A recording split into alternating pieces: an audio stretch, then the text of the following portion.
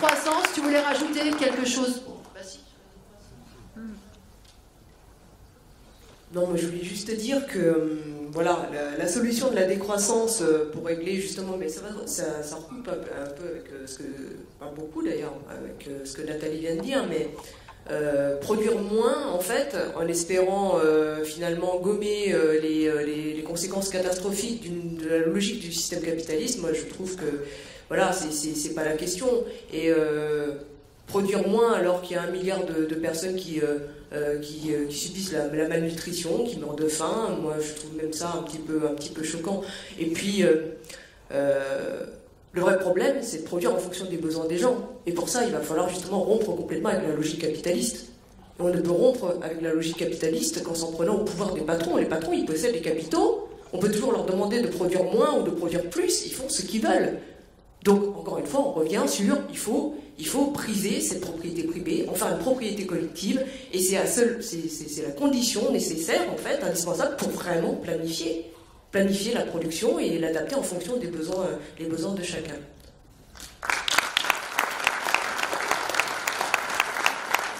Moi, c'est vrai que là-dessus, sur cette histoire de décroissance aussi, ce qui me frappe, c'est que finalement, souvent, ceux qui sont décroissants, ils en viennent très rapidement à faire la morale aux gens sur la façon dont ils consomment. Ils consomment mal, voilà, ils réfléchissent pas, et puis finalement, donc en réalité, ils nous retournent la responsabilité de la catastrophe climatique.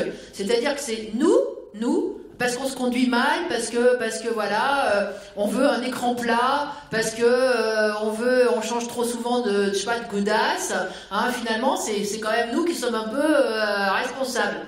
Moi je suis pas d'accord avec ça, et je tiens absolument à le dire, hein, parce que d'abord quand on appartient aux classes populaires, on a le choix de rien.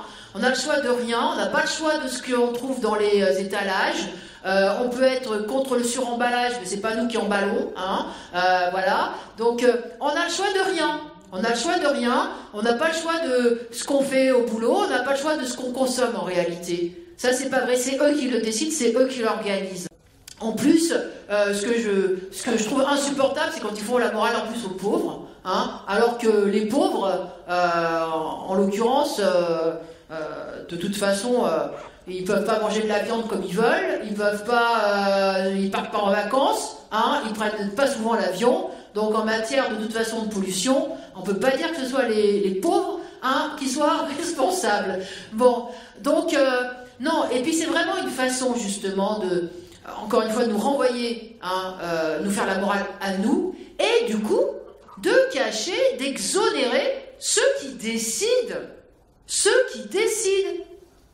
aujourd'hui, qui prennent les décisions, qui engagent la société dans un sens, qui engagent l'humanité dans un sens. C'est pas vous, c'est pas moi qui avez choisi de faire dans le diesel, hein, on n'a pas, nous, choisi qu'il n'y ait pas les transports en commun nécessaires pour aller au boulot. On n'a pas choisi de commencer le boulot à 5h du matin, hein.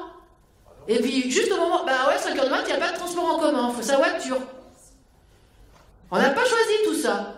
On n'a pas choisi de ne pas habiter dans la ville, hein, à côté de là où on bosse. On ne choisit pas ça non plus. Sauf qu'on ne peut pas payer le loyer, c'est trop cher.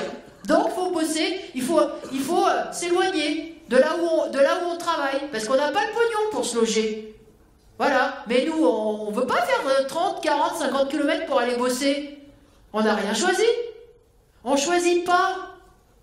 Donc, en réalité, c'est ceux qui décident, ce sont les dirigeants qui sont les responsables en matière écologie, dans tous les domaines. Et ça, il faut bien l'avoir en tête. Il faut commencer par ça, et voilà, se tourner vers les véritables responsables, et puis tirer la conclusion qui s'impose. Ces gens-là sont des irresponsables. Des irresponsables. Sur toute la ligne.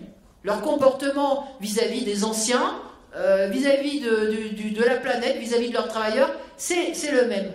Moi, je suis convaincu que si les travailleurs pouvaient diriger, ils prendraient justement tous ces critères-là en ligne de compte. Bien sûr, ils les prendraient en ligne de compte, et on pourrait remettre les choses sur ses pieds, même à ce niveau-là.